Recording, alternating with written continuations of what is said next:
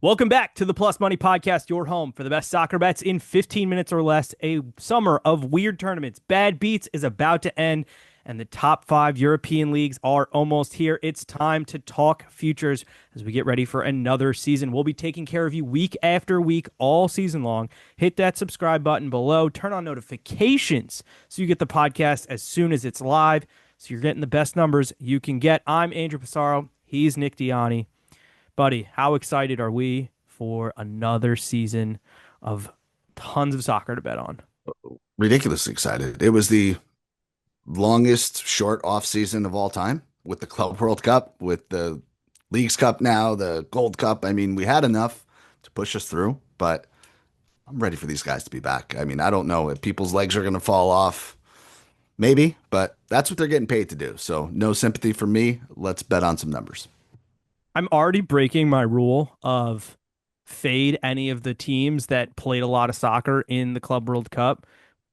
We're going to talk three different futures categories today, and then we'll get into some parlays for futures, and then we'll close with some MLS stuff for the weekend, just to have MLS and Community Shield, just to Ooh, make sure that we have live action covered for you guys. We're starting with the Premier League Golden Boot. I have three players I like. good. The guy I like the most is involved in quite a transfer saga right now. I love the number on Alexander Isak at plus 650. 23 goals last season, and 21 the season before. He finished behind Mo Salah last year, and I know he's heavily linked to Liverpool. Personally, still think he ends up in a Liverpool shirt before the end of the window. I don't think he's ever going to play for Newcastle again, so maybe he does miss the opening game of the season. But Mo Salah is going to go to AFCON. Erling Haaland is going to definitely lose some goals to Marmoush and to some of the other players at Manchester City. And frankly, I can never justify taking a future on a golden boot winner at plus 130, which is better than I saw it a couple weeks ago, and it's better than what it's last year. Plus 650 is a fun number for a future. Isak is more than capable of doing it, whether he figures it out at Newcastle or if he ends up at Liverpool. I think if he's at Liverpool, he has the best surrounding cast around him with Salah, with Verts, with Gakpo, Frimpong, Kirkez. I can keep naming creative players but I don't need to. I think that's an incredible surrounding cast. He's a guy who can do it all as long as he stays healthy. Specifically during that month that Salah be gone for AFCON, I think he's got a real chance. Did I steal your guy, or do you have somebody else? No, one, one, one, one. How are we doing it? Because you Go, said just you had go. three guys. Yeah. What else you got? Because I have two that are long shots. So Okay, so no, in minor, I mean, I'm in the same vein with you, man. I'm not interested in taking anybody that's super short odds. I think there's just so much happening. Like you mentioned, there's a ton of games. There's international tournaments in the middle of the season. There is teams that have loaded up and now have really big supporting casts. So there's only one ball to go around. While I agree with you on Isak, I think the number's fantastic. How many goals are going to get taken away from a Wirtz, from a Gakpo, from a Salah, from so on and so forth? I think same has to be true for a lot of teams, but the two guys that I like are long shots only because I think they have big upside. They're two guys who I think had really poor 2024, 2025 seasons, but still managed 15 league goals each. So I'm looking at Cole Palmer plus 1400. I'm looking at Ollie Watkins at plus 2500. I just think there's a little more runway for both of these guys. If Ollie can get back to 2 seasons ago form, World Cup year, he's going to want to stake a claim for that England job. I don't think he's going to start over Kane, depending on what happens this year, but he's going to want to score 20 plus goals this year. Cole Palmer, I think we see more of the same now that that team is starting to gel. Really good back half of the year. Obviously, a Club World Cup title. So plus 1400 for Palmer, plus 2500 for Ollie Watkins. I'm not going to say they're super likely to come through, but I think the value is right on both of these guys. that's why I wanted us to go back and forth, is because Cole Palmer was also on my list, and shop around. I cannot stress it enough. Shop around, because I've seen Cole Palmer as high as plus 1700, There you which go. is, and again, Cole Palmer was a guy I took last year as like, hey, this is a long shot. He could do it again. He's on penalties. The other guy, and I've seen this between plus 1700 and plus 2000, is a Chelsea teammate of his. João Pedro looked very good in a very quick turnaround at Chelsea. He only has 10 goals last season and 9 the season before. He is a bit of a penalty merchant. He's going to miss out on those because Cole Palmer is going to take them. But he looked good for the way that Chelsea played. They are going to rotate a lot between him and Liam Delap. Again, there's like reason to be concerned, but plus Yep. 2,000. I'm not saying throw a ton of units on it, but like Yep. shit, you throw $10 on that and he somehow surprises us all. That's a $200 return. Yep.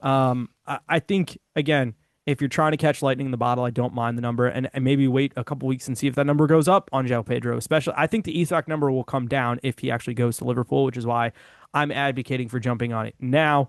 But let's move on. Premier League bottom 10 finish. I had to look around a lot to find this. There's two teams I like. Manchester United at plus 330 is still there for me. I know that they're about to sign Benjamin Sesko. Um, I know that they had problems with their strikers and their forwards last year, but they still have major problems at the back. They don't have, there is not one of those center backs that I'm like, okay, this guy's actually intimidating to me. Lenny Yoro's a project. And we've seen Manchester United mess up projects year after year after year.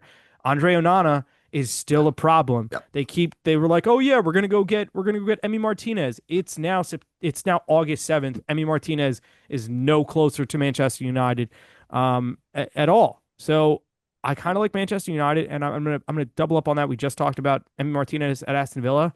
Aston Villa at plus 330. They haven't added a lot of pieces. They lost a big piece in Marcus Rashford and Asensio. They could be in PSR trouble before the end of this window comes in.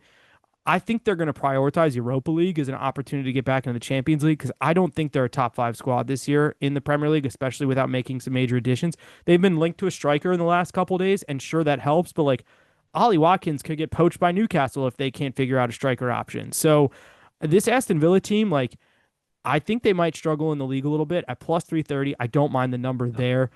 Just from a team that's going to have to play on Thursdays, that Thursday, Sunday rotation for some reason is so much harder than the Tuesday, Wednesday, Saturday rotation of Champions League. And I think that there's just going to be like a little bit of a drop off this year, but maybe they win Europa League. Maybe they win an FA Cup. I still believe in Unai Emery. I don't think he'll be sacked, but I could see look, we saw West Ham win Conference League and finish like 12th. We saw Tottenham win Europa League and finish 17th. I think something like that could happen to Aston Villa this year, where it's like a good year in the sense of a trophy, but a bad year in terms of Premier League table finish. I think you're spot on with they're very likely to go make a fall, right? And that's why I like Ollie Watkins for goal scorer. I think they scream of a team that like scores 60 league goals and he has 30 of them. Like not exactly those numbers, Yeah, but yeah, yeah. he's going to have to carry it. So I'm kind of with you. I'll slightly disagree on United only because there's really nowhere to go for them but up. But are they a top 5 or 6 team in the league? No chance, right? The team I like is kind of in the vein of Villa. It's Newcastle at plus 550. That's just a massive, massive number, and you got to take a big swing for a bottom 10 future like this. Um, you mentioned it, Isak. What's going on? He's very likely gone. Even if he isn't, how productive is he going to be? They are playing midweek. That's going to be a drain on them as well. Their midfield, which was a strength, they got purple patches from guys, right, over the past couple of years. If they're not sustaining that level, it's going to be a big, big drop off. And, there's no way in my mind that they're still top 6 team in the EPL. They're not better than the big 3. They're not better than Chelsea. I think a lot of other teams are going to be on the come up. It's going to be interesting to see what happens with some of those mid-tables, 6 to 10, 6 to 12 teams. And there's always one that's going to surprise. So now you're talking about a Newcastle in or around 7th, 8th place. Not unrealistic for them to drop out of that position, fall into the bottom 10. Plus 550, I'm taking a swing. Yeah, I like it. And they've missed out on every single striker target that they've wanted Nobody this wants to go summer. there. I mean, and now they might have to go for an overpay in Nicholas Jackson, and we know what Nicholas Jackson is at Yeah. this point. Who was it that was like going from Forest and it was like, nah, just kidding. I'm going to stay at Forest. Morgan Gibbs White. Morgan Gibbs. Thank you. Yeah. Yeah. Yeah. So it's craziness. All right, we're gonna jump to Italy, Serie A, the title race. Probably the best numbers you're gonna get for a title race. The Premier League one isn't bad either. I'm seeing Napoli at plus 185, Inter plus 250, Juve plus 450, Milan plus 550, and Roma at plus 1100. Um, I'm taking chalk here. I'm taking Napoli at plus 185. Anyone who's gonna tell me Inter have a new manager, a lot of new pieces, never got going last year, and I have said this stat so many times. A non-Italian has not won Serie A since 2010 when it was Jose Mourinho at Inter Milan. That is 15 straight seasons of Italian domination of the league. Yes, there's a lot of regurgitation of managers, just like, oh, this job's open, I'll take that. And it's just like a big long chain of everyone taking the same managers, taking the same strikers. Napoli armed up this year. Whether like Kevin De Bruyne's one thing, but like I like the Noah Lang signing. I like the signing that they grabbed, the center back they grabbed from Bologna. I like the striker option that they picked up. Like they went and got more pieces for Antonio Conte. Who's the Brazilian forward at Napoli? Because I'm now blanking on his name. Yeah. Um, Oh my God. Geez, dude, I could see him. yeah, it's preseason for us too. He had a really good stretch there last year, and the only reason they didn't win the title before the last game of the season is because he got hurt and missed out a ton of games. Um, I don't think Romelu Lukaku leads Serie A in assists again. David Neres is who we were thinking of. Neris, thank you. But I still think Napoli are going to win this title. I think they'll struggle in Europe at times, but they're going to know how to grind it out. And my Galaxy brain tank on Kevin De Bruyne is that Conte is going to turn him into his Pirlo of just Anguissa and Scott McTominay and Lobotka do all the dirty work. Kevin, you just have to like stand here and ping balls and dangerous balls into the box or out wide so that this guy can throw it into the box. And like they're just gonna go Juve 3-5-2 from 2012, and he's gonna just be the Pirlo and like you don't got to run, bro. Just we'll do everything else, and you just add the extra herbs and spices. And I think if he can stay healthy for 25 Serie A games, he's gonna create a You lot of goals. took the words out of my mouth. You need 25 games out of KDB. Exactly what I was going to say. So no, I agree with you. I think Napoli retooled. They added depth in the right spots. Now these guys know what Conte is expecting out of them. And every other team in the league got worse, right? That's just kind of reality. I think Inter got worse. Juve didn't do anything. They have a suspect situation at manager. Atalanta has gotten worse. Fiorentina, Lazio are non-factors. So they are the team. They're actually at plus 200 on some books. So if you get Napoli at plus 200, I usually don't like to go that low, but they are favorites for a reason. They are the correct favorites in this instance. Another pick I have, and I've been talking about it for about a month and a half now. It's a little bit of a hipster pick, and I don't like to be hipsters. Roma at plus 1200 to me represents the best value on the board for a league title. I don't think they can get there. They obviously went on a magical run the back half of last year when Claudio Ranieri came in. They went through two managers before getting to him, but they looked unstoppable. Gasparini, they brought him in from Atalanta, and he is just one of the best managers in the league. He is a guy that has won trophies. He knows the league inside and out. It's the biggest upgrade in manager in the league right now. So I just think that has to count for something. Plus 1200 looks really good. So if they get off to a strong start first couple of months, make your decision from there. You can cash out, you can make some money, you can ride with it. But that number will probably not be there for much longer because I think they're certainly in my top four for the year. I think they're going to be battling for the league. A lot of runway for that team. And you got a guy like Dovbyk who I don't know if he's going to stay or not, but he's coming off of like a 30-goal season 2 years ago, right? He struggled a little bit to find his way in Italy, but now that he has a year under his belt, I expect a better season from him if he stays. Evan Ferguson Golden Boot some as a long shot I looked at a couple weeks ago. It's like plus 2,000 on the right book. Again, we've seen strikers Young cook under player, Gasparini, so young player. you never Yep. know. You never know. All right, let's do some futures parlays. I have a top four parlay with one title winner. So tell me where this misses because I don't think this is missing at all. It's plus 580. Okay. Dortmund top four in the Bundesliga. Leverkusen are going to fall apart. Leipzig are going to sell their two big stars. Bayern are going to win the league, but Dortmund are comfortably the second best team. All we need is another top four from them. I think that'll happen. Juve top four in Italy. Yeah, they'll finish fourth. They'll finish fourth, but like I still think they're better than Milan. I still think they're the Roma part of it scares me, but I think they're not better than Napoli and Inter, but they're better than Milan and they're better than everybody else. Um, Chelsea top four in the Premier League. Feel comfortable about that, and then Barca league title at plus 580. I kind of like that a lot. It's like, yeah, just have to finish top four. You might be more worried about Juve than I am. I don't know. They finished strong under the current manager. They still have holes. They still got to figure out the striker situation. But like There's a lot of teams that have a lot of holes in Serie A. Like I don't think Fiorentina's finishing top four. I don't think Lazio's finishing top four. I'm No hot way. on Como. I'm hot on Como, No, but they're only in the not. They're top not six sniffing spot. top four. But No they're way. not sniffing top four. Juve know how to do it, man. They just do. Like they won't be great. They won't challenge for a title. They'll finish comfortable third or fourth. I don't know if they'll finish comfortable third or fourth. I could see them in third or fourth. I definitely have a little bit of pause. I think Napoli and Inter are clearly better. I just told you guys I believe in Roma to be in a position there. Nobody's talking about Milan. They need another forward for sure, but Max Allegri is a massive upgrade for that team. He knows the league inside and out. You're going to see a much better year from Leao. I think they retooled with some good midfielders. Reinders is a big loss, but Yeah. they got paid a lot of money for like 10 months of work from Reinders, so good for them.